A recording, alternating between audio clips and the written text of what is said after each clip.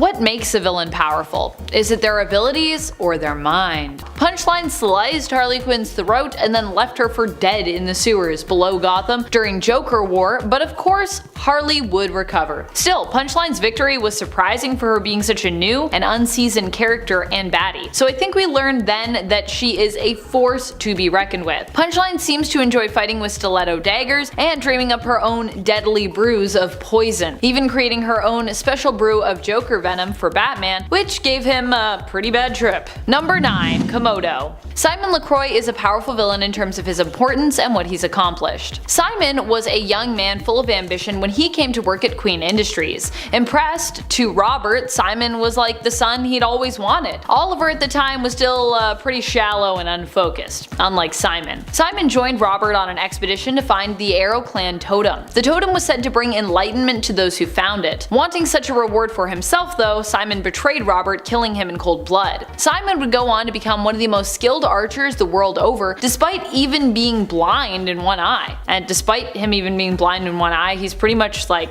as good as Oliver is, maybe even better, at least on the same level, which is pretty crazy. As a deadly assassin, he would take up the codename of Komodo. Number 8. Chameleon. Chameleon might have been given powers later on in life thanks to serums and body modifications, but originally he was just a guy who was really good at disguises. And for that reason, he's making our cut. Chameleon is the first ever Spider-Man villain to appear, appearing in issue number 1 of the Spider-Man series. In that first issue, Chameleon attempts to disguise himself as Spider-Man while committing crimes, in essence ruining Spider-Man's possibly already shaky reputation as a hero. Despite the fact that Chameleon is really just a master of disguise, he still manages to be a powerful recurring villain for Spider-Man. At one point using his skills to take part in a plot where he convinced Peter that his parents were still alive with realistic robots, who then tried to kill Peter. It was pretty wild. Number 7. Two-Face. Of course, many of the villains on this list are going to be Batman villains. I mean, Batman is one of the most famous superheroes without superpowers himself, so of course it stands to reason that his own foes tend to also be on the same level and are generally also not superpowered. Harvey Dent has to be one of the most deadly foes of Batman around. In many narratives, Harvey Dent is established as an old friend of Bruce's with altruistic goals, often known for being the district attorney of Gotham, attempting to bring various criminals to justice and end corruption that exists within the system. But after he is disfigured, he becomes the evil and sometimes chaotic Two-Face. Number 6. Kingpin. Kingpin is a fearsome foe that you'd want to watch out for. Although Wilson Fisk has an intimidating form and presence though,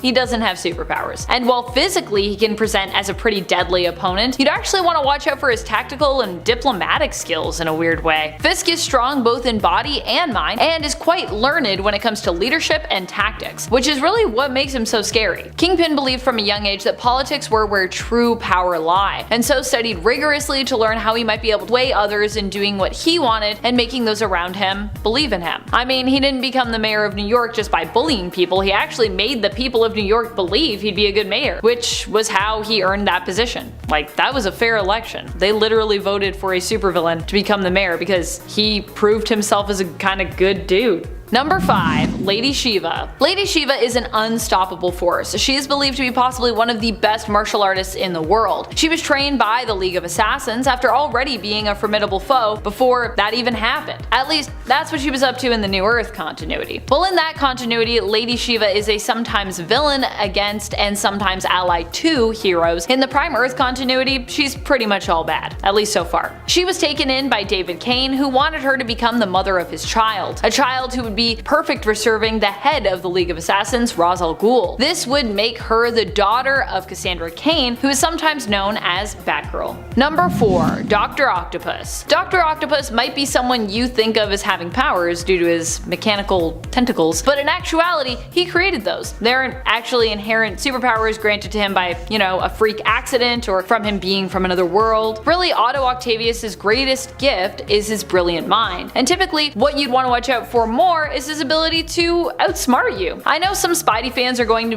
wonder where Norman Osborn is on this list, aka Green Goblin, another notorious Spider-Man villain, who perhaps is oft thought of more as Peter Parker's main arch-nemesis. But the reality is, while both Norman and Otto are brilliant people and their minds are some of the most dangerous things about them, Norman Osborn has the Goblin Serum, which actually does give him powers, while also making him kinda crazy. While Otto has no such thing, just technological advancements that he himself created. Although in some versions of the story, his tentacles also alter his mind and are kinda what turn him into a villain to begin with. Number 3. Lex Luthor. Lex Luthor is the arch-nemesis of Superman, ironically considered to be one of the most powerful of the DC heroes. Ironic because Lex himself does not have any superpowers to speak of, but is just a man. Although sometimes he's a man in like a really sick suit of armor, so that's kind of powers, but he made it, so not powers. And if we're to believe some versions of the tale, Lex is also a man who hates Superman because he blames him for his hair loss. Although in reality, Lex's hatred for Superman extends far beyond that. Another main idea that Lex seems to fixate around when it comes to his hatred of Superman in canon is that Superman is not of this world. And that's the more widely accepted reason why Lex doesn't like Superman. Something that makes Lex so dangerous is he can actually be quite likable. At one point, he was even elected president of the United States. Lex is extremely wealthy and also typically uses his money to actually help those less fortunate, which of course makes him a hard person to come up against because on paper he might not initially seem so bad. But you know, behind the scenes he's usually doing super shady things. Let's be real. Number 2. The Joker. The Joker is evidently one of the most deadly and powerful people on this list because of the way his mind works. While he might not be as inherently brilliant as a lot of the other folks without powers, Joker's mind is at the very least quite unique, and it's his creativity that really makes him so horrifying. Also, while Joker might not have powers by default, he does sometimes devise diabolical plans to get his hands on some powers, or on some form of power at least. During Joker War, Joker swindled Batman out of his fortune, and all that money came with a kind of power, as Joker could pretty much do whatever he wanted as long as it had some kind of price tag attached to it, which honestly most things in the world do, so dangerous. This also allowed him to manipulate the people of Gotham as well. Another time he actually tricked Mr. Mxyzptlk into giving him 99.99% of his power. Number 1. Ozymandias. Ozymandias is the main villain of the Watchmen series, despite himself being a self-proclaimed hero. Adrian Veidt might claim to be a superhero, but he doesn't have any real superpowers, he's just got a brilliant intellect. Although to be fair, that is one of the deadliest things you can possess as a villain. Adrian might also have a diabolical plan, but he still sees himself as a hero, which makes him even more dangerous really. He believes that in endangering the world and killing millions, he'd actually be saving it, as he'd give people a universal threat to unite them. Ozymandias believes one of the greatest threats to humankind is themselves, and the risk of a nuclear war basically breaking out. So he does some unspeakable things in an attempt to protect them from their own most likely future: division. What makes him so powerful is even the heroes have a hard time arguing against his points once this truth is revealed. They're like, well, true, people are very divided and they could just hurt themselves and all die, so maybe we should kill millions of people. Maybe that is the way. Number 10. The Vicious Circle. They might not be as great of a threat in terms of the area that they cover, but the Vicious Circle still stands as the main antagonist for the long-running Savage Dragon series, first standing as opponents to the Dragon, Kerr Dragon, and later to the Dragon, Malcolm Dragon, Kerr's son. While Chicago has been known for its criminal gangs and mob bosses since back in the Prohibition days, the Vicious Circle would become the leading crime group in the area. That's how powerful they were. The Vicious Circle was originally led by Antonio Seghetti, known as the First Overlord, who began recruiting mutated freaks into his ranks after they started popping up in Chicago in the 90s. Over the years, the leadership of the Vicious Circle and its members have changed, but their reign over Chicago as the major crime syndicate has stayed. Number 9. Anissa. Anissa is one of the worst in Invincible, although she, like so many villains out there in the series, ends up getting somewhat of a redemption. Anissa is not only a powerful villain because she is a Viltrumite, the same race which Mark is half a part of, and which his dad Nolan is fully a part of, but because of what she uses her powers for. Anissa first arrives on Earth attempting to reason with Invincible in regards to the Viltrumites conquering Earth. When Mark refuses to accept this, she fights him and warns him that others are coming. Basically, the conquering of Earth in Anissa's mind can be done the easy way, or it can be done the hard way. Either way, to her it was happening at that point. Later on, when it's agreed that the Viltrumites will take up residence on Earth and live in secret among their people, breeding to create more hybrid children, Anissa forces herself on Mark when he refuses her romantic advances. Basically, Anissa is the worst of the worst. And friends, if you're not already following us over on Facebook, be sure to head on over, give us a follow, give us a like, it really does help us out here at the channel. Number 8. Malbolgia. Malbolgia is the demon who most people think of when they think of Spawn. He made the deal with Malbolgia so that he might see his wife one last time,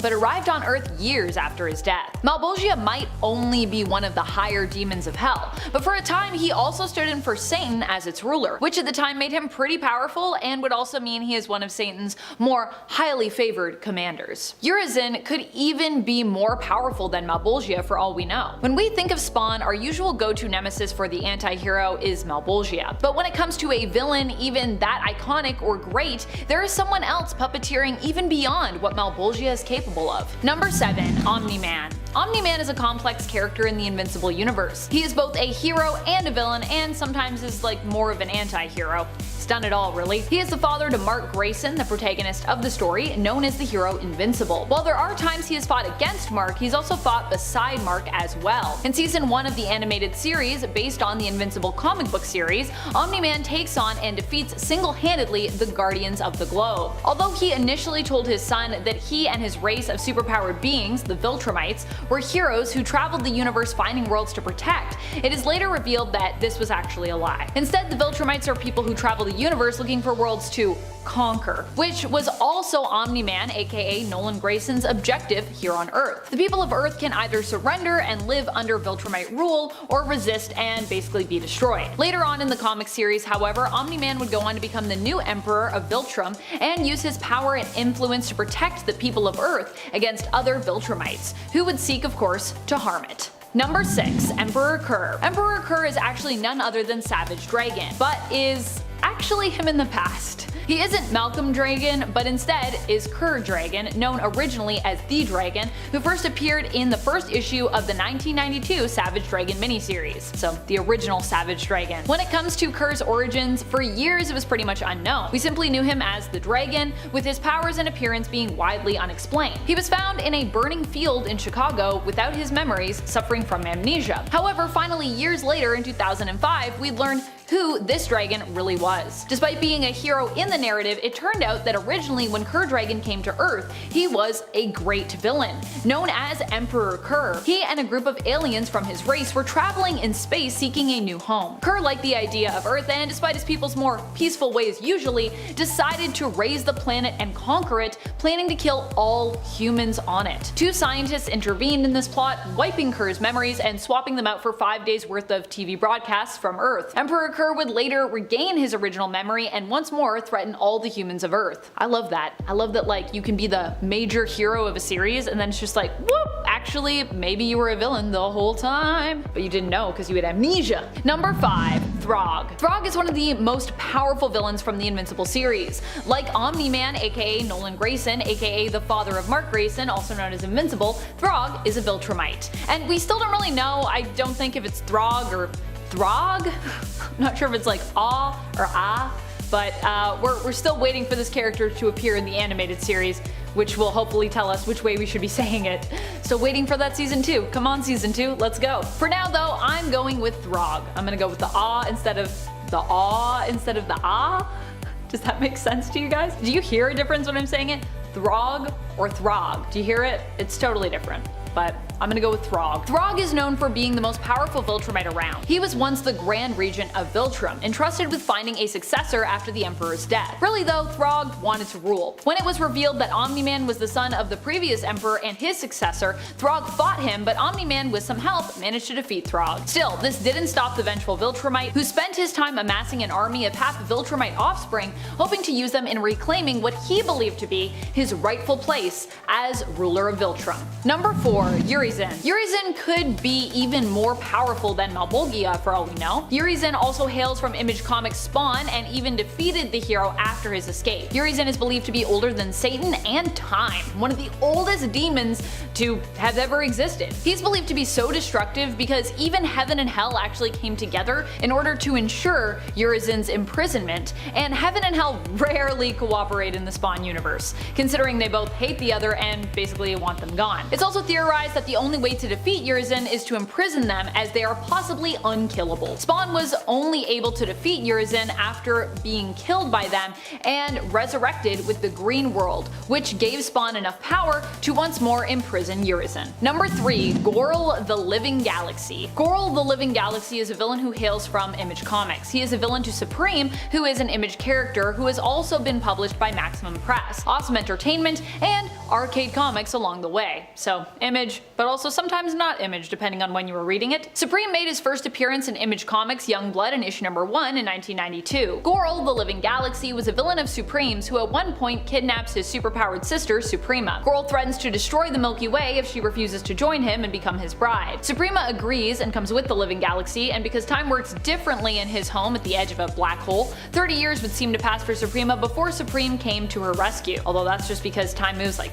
really quickly there. Despite Supreme's powers, he's basically like Superman, even he decided the best way to resolve the issue would actually be to reason with Gorl and simply convince the Living Galaxy that Suprema wasn't really a suitable mate for him, which actually worked in the end. But you know someone's tough when you're like, let's not fight, let's just have a conversation about this. I don't know if I can beat a Living Galaxy, although I don't know, I believe in Supreme. If he needed to beat a Living Galaxy, probably could. Number 2. Satan. When we think of Spawn, our usual go-to nemesis for the anti-hero is Malbolgia. But when it comes to a villain even that iconic or great, there is someone else puppeteering even beyond what Malbolgia is capable of. That would be Satan. Satan is so powerful, almost none can stand against him, especially when he is in his own dimension of hell. Satan is presented as possessing nigh omnipotence and also is omniscient. He's invulnerable, immortal, and packs a super meaty punch. He also has the power of having all of hell as his kingdom, where he is the ruler, meaning that he often doesn't stand alone and comes with a bunch of other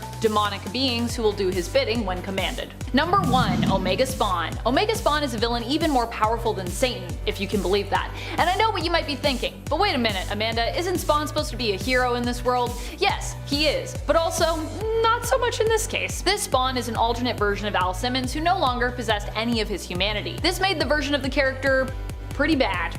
At one point, he kills everyone on Earth so he can use their souls to destroy heaven. He is also one of the few characters who is shown to be powerful enough to usurp Satan, being given the reign of hell by Satan himself. Satan was also the one to basically take away his last remnants of humanity so that Omega Spawn might become the weapon they needed to defeat heaven. However, this plan backfired somewhat. Omega Spawn would defeat heaven but would also destroy Satan as well. Initially, Omega Spawn was believed to be non-canon, being from an alternate reality where his narrative was never even really finished. However, as the multiverse opened up in the Spawn world and alternate versions of Spawn came together, Omega Spawn was revealed to be the big bad of all those multiversal spawns. So he does exist now in the main canon, and also he's super Eve. In a 10, Damien Dark. Okay, so while not actually destroying the world, if Damien Dark from Arrow Season 4 didn't have to be defeated for the plot, he would have very well accomplished his goal. The goal being to get all of his loved ones and some savvy investors into a climate-controlled bubble underneath Star City and live there while the world recovers from him launching every single nuke in the world at once using the Rubicon program from Argus. He had obtained the program and launched all the nukes, however Team Arrow, and more specifically Felicity and Curtis, were able to shut down most of them. The deaths from all over the world would have also given Damien immense power, basically making him immortal. His philosophy was that humanity cannot be saved and that the world in fact required a reset in order to save it. And honestly, I think he's probably right. The world is in desperate need of saving, and I'm all for wiping out the entire human race. Oh, I'm okay, I swear. And at 9, Necron.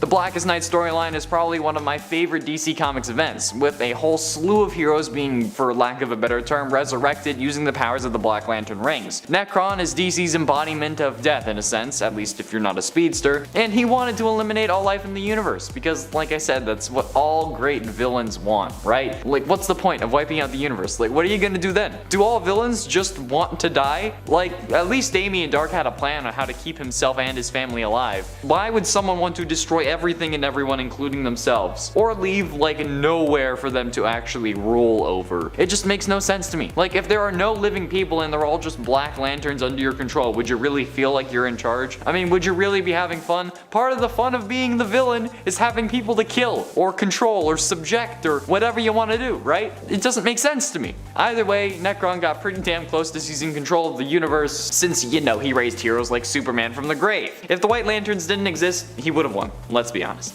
And it ain't Annihilus. Annihilus is an interdimensional insectoid conqueror and tyrant hailing from the Negative Zone, a pocket dimension located on Earth 616. When Annihilus discovered the opposing force, the Negative Zone's counterpart, the Power Cosmic, after years of long failed conquests, he finally had the power to fulfill his dreams. With an entity named Ravenous, who at the time wielded this power, he invaded the positive matter universe through a portal known as the Crunch. Many worlds and many heroes fell before his Annihilation Wave. The Annihilation Wave was Annihilus's interdimensional invading force. It was an incredibly powerful force which laid waste to galaxies, slaughtered numerous worlds, and captured or killed cosmic beings. So yeah. And Annihilus came close to accomplishing his goal as well, even taking several Galactus heads, just heads of multiple versions of Galactus. However, he was ultimately unsuccessful, but he came even closer to winning and destroying reality in the What If Annihilation story, which I hope we get to see a version of in the Disney Plus series since it takes place shortly after Civil War.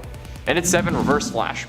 Reverse Flash in the season premiere of The Flash Season 3 may not have like obliterated the world, but he did end up destroying the world that we knew for the CW verse, and ended up changing the timeline so much that it even affected characters in other shows. In the Season 2 finale, Barry decides to go back in time to save his mother, similar to the Flashpoint storyline. However, this time Wally is the Flash and Barry isn't. However, he starts losing his speed and his memory of an old life, which he thinks is a bad thing. Like, bro, I would give anything to forget my trauma, are you joking? Sorry for me not understanding why you don't want to remember your parents dying, but okay. So he lets Reverse Flash go so that he can set the timeline back. However, unlike in the animated movie, Barry doesn't get stopped in the time stream. Instead, he waits until it's all played out and then boom, kills her after he was originally supposed to, creating a whole new timeline, somehow. Where Joe and Iris don't talk, Cisco's brother is dead, and John Diggle has a son named John Diggle Jr. instead of his daughter Sarah, who he had named after Sarah Lance when she died in Arrow Season 3. So he destroyed the Arrowverse timeline we knew, and that's why he's only at number 7. It's very rare for someone to actually destroy the world, because, you know,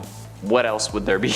And in 6, Aquaman and Wonder Woman. Oh, look at that! I managed to squeeze 2 Flashpoint numbers into this list, hell yeah. In the animated movie The Flashpoint Paradox in the DC animated universe, the world is so much different to its CW counterpart. Mostly due to the war between Aquaman and Wonder Woman, who ended up being the villains of this movie, thanks to them being former lovers while Aquaman was married to Mira, who Wonder Woman then killed when Mira tried to get revenge. But to be fair, she also wears Mira's crown, so it's not really like, oh, it was self-defense. However, this war resulted in the destruction of the planet at the literal moment Barry was able to get enough speed to go back into Speed Force. It was a suspenseful moment where Reverse Flash had just been killed by Batman, so Barry could have enough speed to run back and stop himself from saving his mother. I mean, he managed to get into the Speed Force before the world's destruction caught up with him, but the world was still destroyed, so it's good enough for me. Halfway through and in number 5, the Night King. Oh, what's that? A non-comic villain? Hell yeah it is. The Night King is in essence the big bad evil guy of Game of Thrones. Sure, there's the Game of Thrones that they're playing like chess combined with Risk, but come on, the Night King was the whole first half of the final season. The Night King was the master of the first White Walkers, having existed since the age of the first men. He was also the supreme leader of the Army of the Dead,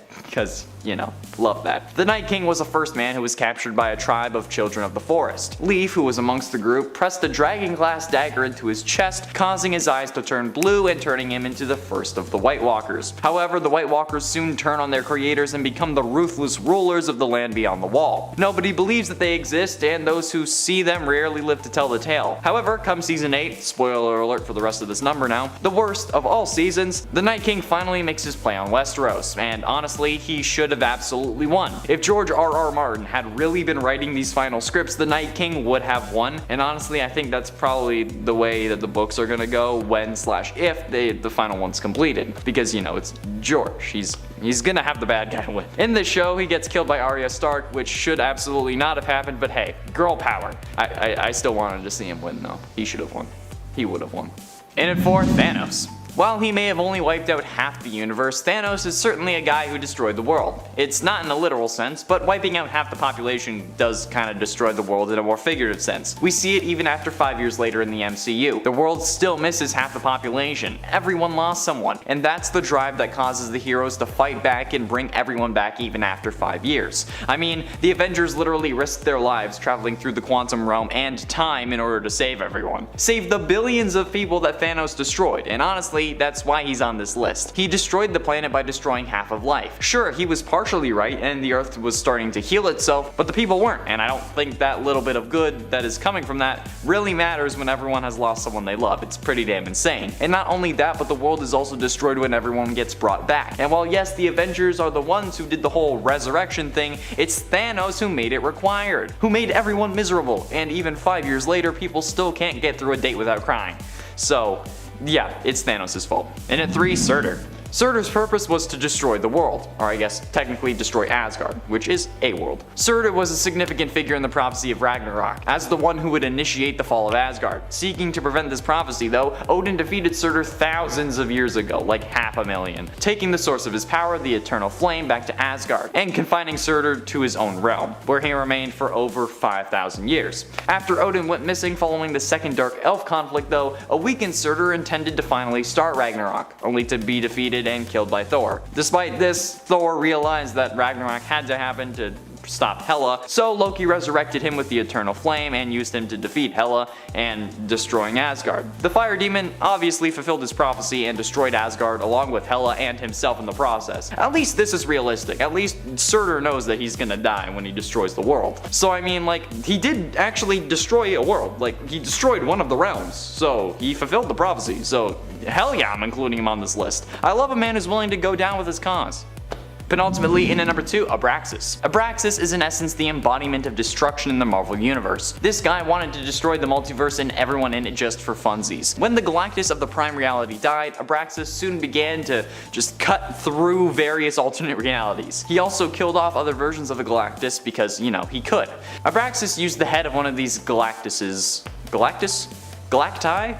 I actually think Galacti sounds better, because Galactus sounds like cactus. Anyway, he used this head to home in on the main continuity's Earth and to plant a mole in the form of an alternate universe version of Harold Nova, who was dead in their reality. On Earth though, Abraxas attacked the Watcher and stole half of his signature medallion. Abraxas then taunted the Fantastic Four with the inevitability of his arrival, enticing them to search for the ultimate nullifier, which he was actually looking for. The clues to the location of which were scattered among realities. The Fantastic Four actually did find the ultimate nullifier, and then Abraxas showed up and stole it from them, because that's what he wanted all along. Using this nullifier, Abraxas was going to wipe out reality, and honestly, if it worked for plot and basically the godchild that is Franklin Richards, he would have gotten away with it too, if it weren't for you meddling kids and your damn sister.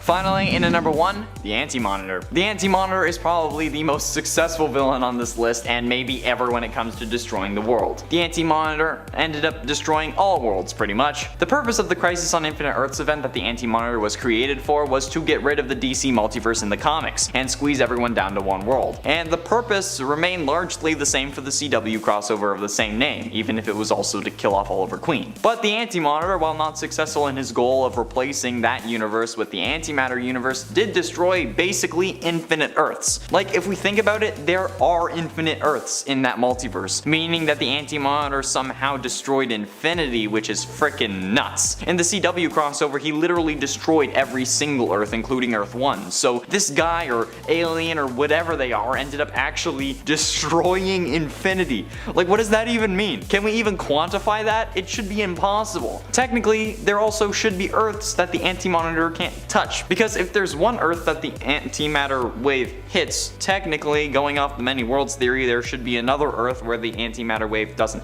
touch it. So forget the Flashpoint paradox, try the Anti-Monitor paradox. There you go. At number 10, we have Sandman. This is a classic Spider-Man villain, but he gets a spot on this list because his pure strength can sometimes be overlooked. I mean, he's known to be able to lift upwards of 85 tons on top of his other powers. He's capable of transformation, his classic sand manipulation, and arguably one of his most powerful traits, his intangibility. This describes his ability to change his density to allow attacks and objects to to pass through his body on command. This makes it extremely hard for Spider-Man to land any attacks on him, and if a counterattack comes back with one of Sandman's rock-hard punches, Spidey's gonna be in real trouble. Sandman is a real threat and packs a massive punch, so on a list about power, it would have been a mistake to leave him out. At number 9, we've got Juggernaut. We all know that Juggernaut is normally an X-Men villain, but Spidey and this extremely powerful mutant do face off, most notably in the Amazing Spider-Man number 229 to 230. After Juggernaut breaks into Madame Web's home and rips her out of her life support chair, Spider-Man needs to get serious. But as the fight rages on, it's pretty clear that even Spider-Man is gonna have trouble managing the sheer might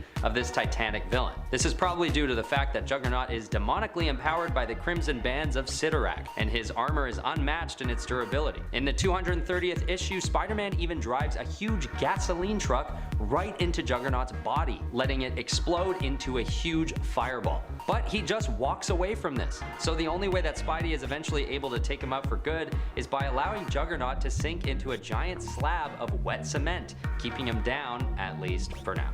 At number 8, I'm putting Rhino. Known to be able to lift between 75 and 100 tons, this villain is one of the strongest, brute force-wise, that Spider-Man ever faces off against. He stays back on the list simply because he still deals mainly in brute force and lacks dexterity in his approach to fighting. But a brute he is, as the Rhino is the manifestation of super durability and strength. His powers actually come about originally through gamma radiation treatments that give him several hundred pounds of added muscle tissue and bone to his body. He's known to be able to resist high caliber bullets, extreme temperatures, and fall damage even without his suit equipped. Good thing Spidey's so agile, because if he lets too many of Rhino's hits land, it might be lights out for our friendly neighborhood Spider. At number 7 is Mysterio. So far on the list, we've been dealing mainly with powerful villains in the traditional meaning of the word, brute strength. But Mysterio is a huge powerhouse, and he should not be counted out of a list about powerful villains. His power comes from his ability to absolutely discombobulate and confuse his enemies,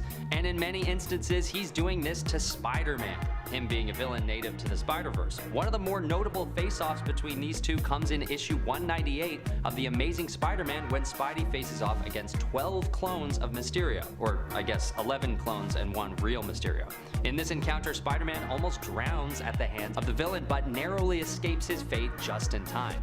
And this isn't even the closest call he's had with his special effects artist turned mystical supervillain. At number 6 is Morlun.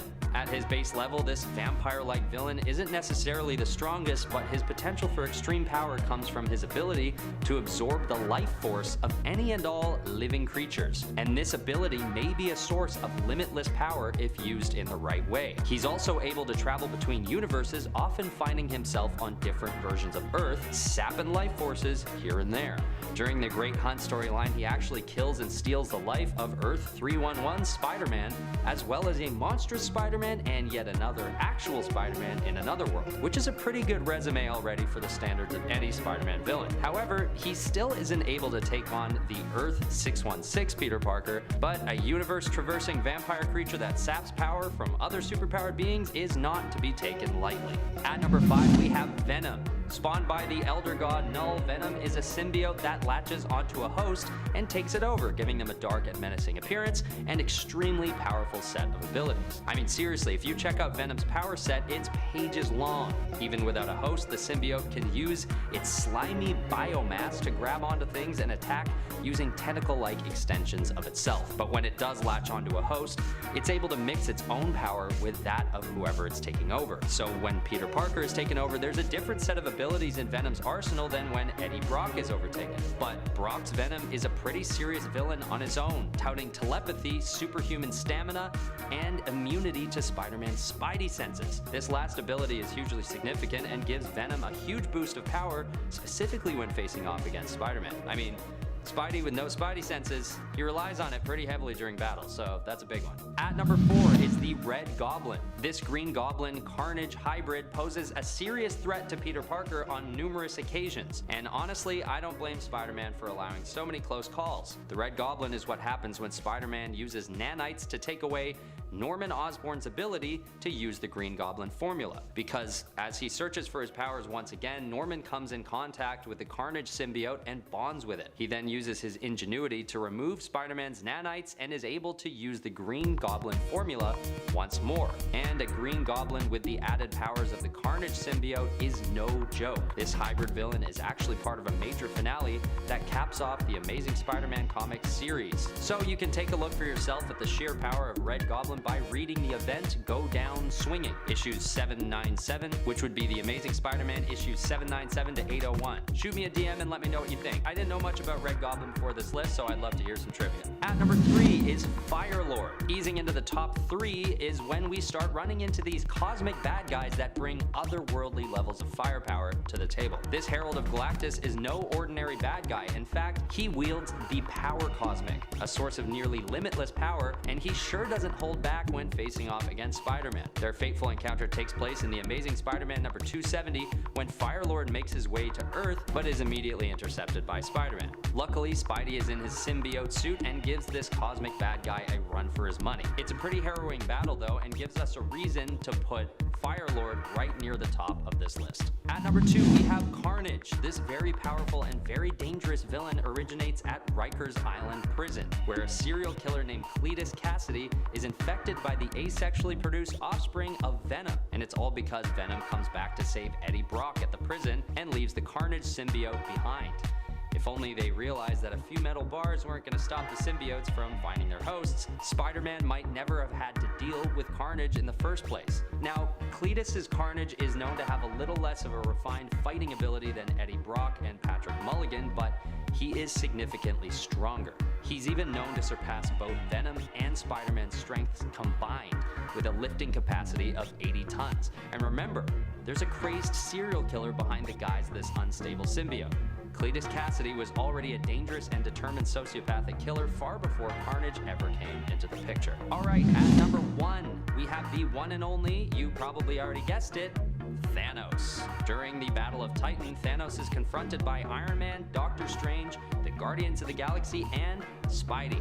And I think we all know what happens next. It's not the greatest outcome for the heroes, including Spider-Man, and this is pretty easily argued as being one of Spider-Man's most perilous matchups of his whole life. And sure, some of it is circumstance, and Thanos does have the Infinity Stones, but most of why this is such a game-changing battle is because of Thanos' sheer power on his own. He's by far the most powerful Eternal that comes from Titan, and is categorized as a Category 1 Life Ender by the Nova Corps. He's not just a threat to Spider-Man, but to the whole cosmos. And if not for this one fateful encounter with Spider-Man, he wouldn't have even made his way onto this list, because otherwise, Spider-Man would have no reason fighting such a powerful villain. Thanos is just out of Spider-Man's leagues in terms of power, and that's not a diss to my favorite superhero, it's just the sad truth of the matter. At number 10 is Heartless, who's basically if Patrick Bateman was a cyborg. Sheldon Lyle, the hidden menace known as Heartless, is a chilling embodiment of darkness lurking beneath the veneer of wealth and charm. Born into privilege like Bruce Wayne, except while Bruce's father was a compassionate doctor, Sheldon's was a ruthless corpo who made his money by denying people their insurance. But it gets better. His family hired a butler who was actually a sociopath who stole a butler's identity, and thus Sheldon's dormant psychopathy was nurtured by the butler, pushing him down a path of cruelty and violence. His defining moment came at Halley's Circus, witnessing a tragic demise of the Flying Graysons. This twisted event ignited his sadistic desires, manifesting in an outward transformation into a charismatic and popular teenager, which masked his true nature as he reveled in tormenting the vulnerable. Surviving a helicopter crash intended to eliminate his parents, Sheldon emerged as Heartless, a cybernetic monstrosity. His only weakness? The constant need to replace his cybernetic heart with those of his victims. A sinister figure hiding in plain sight, this villain's story is a grim reminder that evil can wear a charming mask. At number 9 is Manchester Black. He's not your typical bad guy. See, Manchester Black emerged as a response to the changing world of superheroes.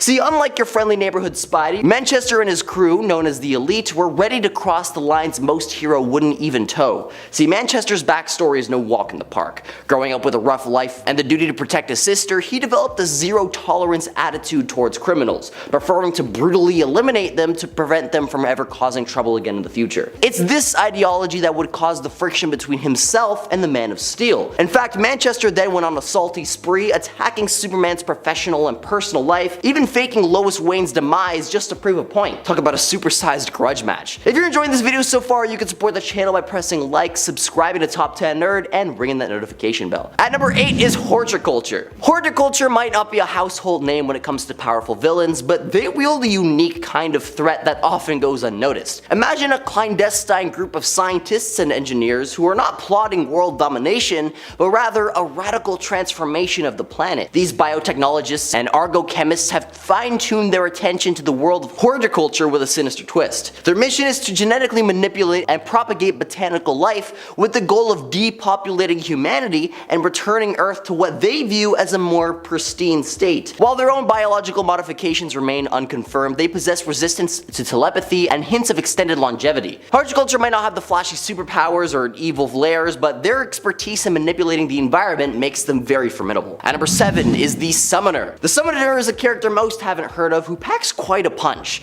Born in the mutant island of Araco, he's got a pretty unique lineage. He's the son of Apocalypse's first horseman of war, and if that isn't enough to raise an eyebrow, he's also the last survivor of the highest rank of summoners, and his power, well, summoning, of course.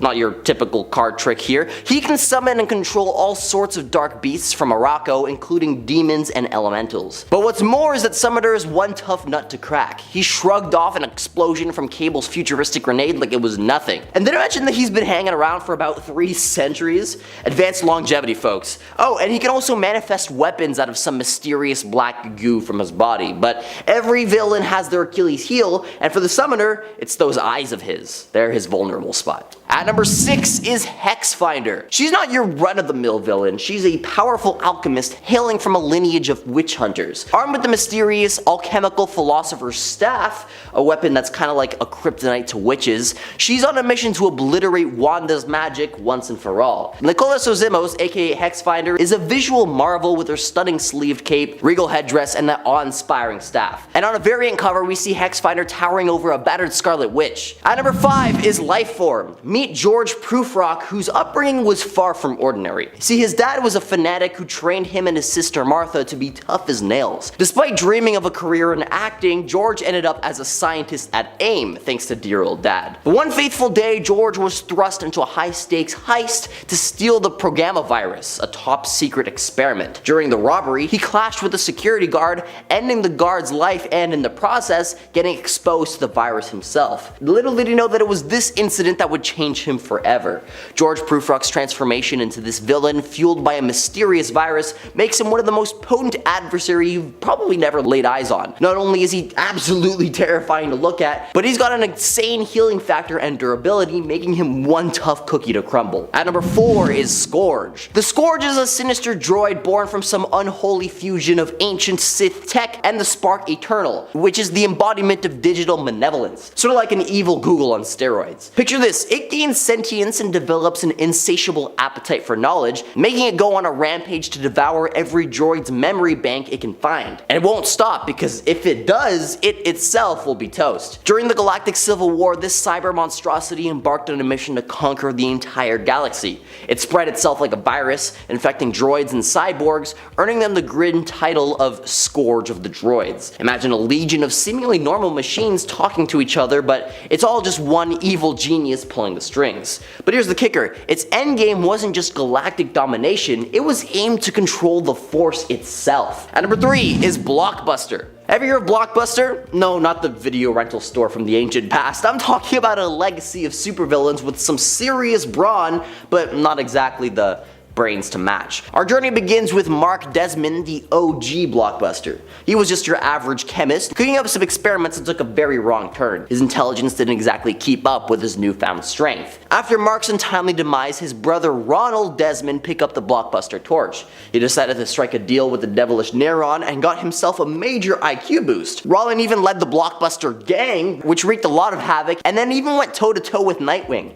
But like any good villain story, it had to dramatically end. See, Trelane Tarantula did the honors and put Roland down for good. So there you have it, the blockbuster legacy. Lots of muscle, not so much brain power. And number 2 is Nightmare Spawn. This ancient hell spawn hails from eons past, possessing a chilling ability to traverse the thin veil separating reality from the dream world. Ooh. Within the realm of dreams, he reigns supreme, manipulating humanity's worst nightmares to satiate his insatiable hunger for power, aspiring to claim the throne of hell itself. Now, despite his obscurity, a select few are aware of Nightmare's existence, and he's also got a devoted servant named Ordeal to carry out his sinister will. This eldritch entity's malevolence transcends time as he manifests in the present day, leaving a trail of terror and demise in his wake, all while Ordeal executes his nefarious commands to torment innocent souls. But there's an even darker twist to the tale. See, Nightmare Spawn has a brother, and together they conspire to not only conquer the depths of the underworld, but also unleash their unholy reign unto the mortal one. And at number 1 is Kulan Gath. Kulan Gath was a sorcerer who lived in Earth Hyborian era, aka the time of Conan the Barbarian. So yes, he's incredibly ancient. He actually isn't the original Kulan Gath though. Well, I mean, he is and he isn't. You see, Kulan had a worker who poisoned him and assumed his identity. When this new Kulan Gath sought the training of the then Sorcerer Supreme Murky Ra, he was refused because he was pretty evil. He responded by taking the life of the Sorcerer Supreme and consuming the power of that Sorcerer Supreme, gaining his power. As an enemy of Conan, Kulan was eventually beheaded by the barbarian, but not before he became immortal by putting his essence in a magical amulet. So yes, he pulled a Voldemort and made a Horcrux. After the amulet had made its way to Manhattan in the modern era, it ended up in the hands of a mugger who donned the amulet, allowing Kulan Gath to possess him and transform the body of the mugger. He then transformed Manhattan into a replica of the time he came from, manipulated the minds of everyone there, and took control of the Avengers, the X-Men, the New Mutants, and the Morlocks to hunt down Spider-Man. It took the combined powers of Doctor Strange and the mutant magic to change back time so that the mugger was eliminated by Nimrod instead and never possessed by Gath. You know you're a problem when people just have to go back in time to take you out. Number 10. Onslaught. Onslaught is the uber powerful combination of the dark side of Professor X and Magneto, giving him incredible psychic abilities as well as a host of other powers. As he developed, his goals shifted from Magneto's kill the humans to save the mutants to a more aggressive, let's just make everything dead. Capable of a variety of mental attacks including induced illusions, paralysis, and memory loss, as well as Magneto's metal-related powers like manipulating magnetic fields, he has the best of both worlds. Add to that his ability to augment his own strength to be able to lift 100 tons, as well as powerful telekinesis,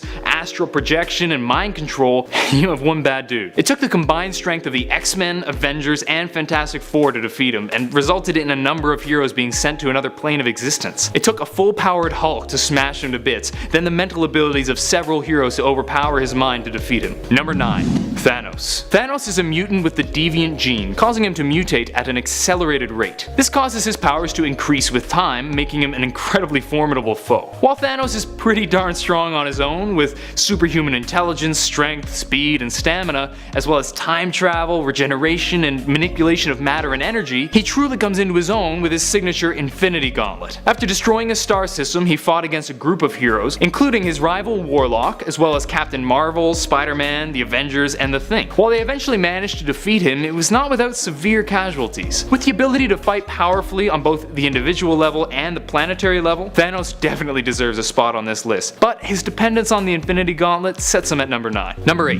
The Beyonder. The Beyonder was basically a sentient universe, able to do pretty much anything he wanted in our universe. Though he briefly lost his power to Doctor Doom, he soon got it back and went on a quest to understand humanity. When he realized that humanity kinda sucks, he decided we just had to go. Which isn't good, because again, he's stupidly strong. The Beyonder is a little tough to discuss because his powers have waned somewhat in more recent years, but he was such a strong villain back in the day that I have to include him. Ever since Jim Shooter, the Marvel editor-in-chief, who was basically Beyonder's daddy, left the company, the Beyonder quickly became less and less powerful. I guess the other writers just thought he was too strong, and to be honest, I kind of agree. Since he's not nearly as strong nowadays, I hesitate to put him right at the top, but in his glory days, the Beyonder was definitely one of the most powerful beings ever. Plus, he's still pretty neat. Number 7. Darkseid. Darkseid is a member of the New Gods with one desire: control all living things. He wants to achieve this by using the anti-life equation, which he strives to learn but never quite manages to make use of its full power. Fighting often against Superman, and squaring off against other heroes and villains across the DC universe, Darkseid proves himself to be a ferocious and dangerous enemy.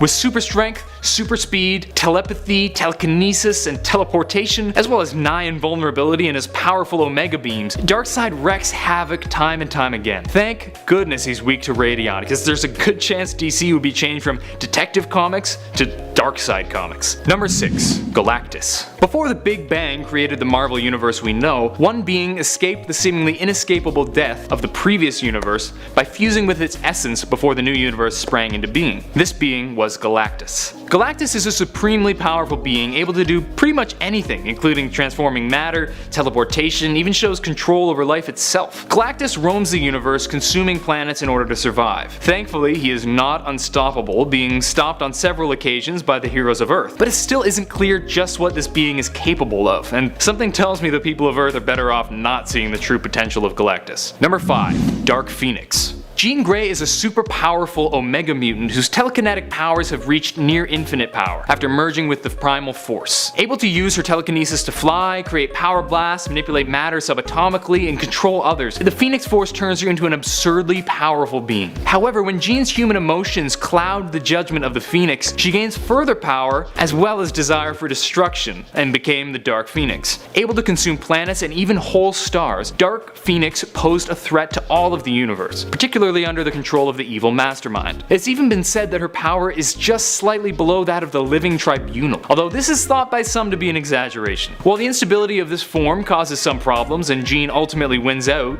kind of, over the darkness, it's undeniable that Dark Phoenix is one heck of a powerful villain. Number 4.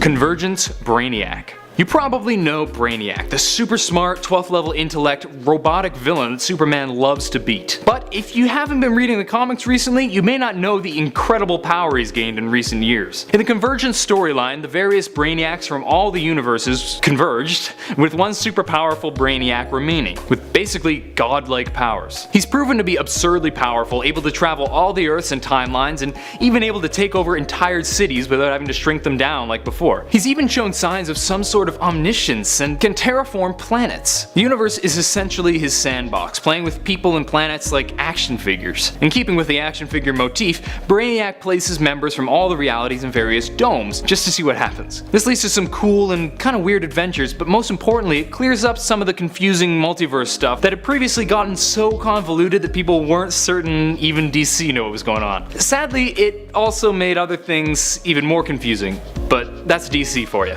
Number 3. Imperiex Prime. Imperiex Prime is basically the embodiment of entropy, a huge being of energy inside an enormous suit of armor. He can create immensely powerful blasts, able to vaporize even the absurdly hardy Doomsday. With a prime directive to destroy the universe and create a new one, he had a fairly single track, albeit incredibly powerful, mind, set on the destruction of all. To achieve the Big Bang, he had to destroy specific planets in a specific way in a specific order, and this recipe for disaster was barely avoided. It took the combined efforts of Earth's heroes and even villains like Darkseid to defeat Imperiex. Luckily, when someone wants to destroy the whole universe, even the most evil people can set aside their differences if it means not dying in a second Big Bang. While creating a Big Bang did take a lot of planning and effort and wasn't just something he could do with the wiggle of his nose, the fact that he could coordinate and nearly pull this off shows his immense power. He may lack Galactus' raw power, but his potential for destruction puts him in the higher spot. Number 2.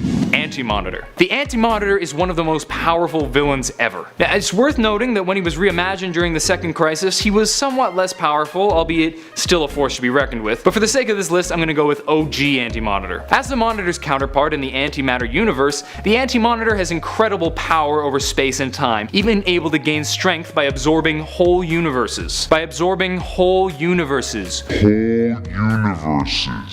Yeah. Anti-Monitor brought about the crisis on Infinite Earths by chopping down the Infinite to just 5 universes that the Monitor was able to protect before his death. It took the cooperation of countless heroes and several deaths, including Supergirl and Barry Allen's Flash, to take this guy down, who ultimately let his overconfidence get the better of him. But when you're talking about an all-powerful being who can absorb entire universes, it's pretty unquestionable that he'll be near the top of the list. Number 1. Amazo. Amazo is an android created by Professor Evo, who has the ability to copy any trait or characteristic of any being or object he encounters. Amazo is an incredibly formidable being in the DC universe, initially sent against the Justice League by Lex Luthor. However, after several adaptations, Amazo realized he was being used and left Earth to find himself. Thankfully, Amazo doesn't seem to really care about much of anything. If he wanted to destroy Earth, he just would.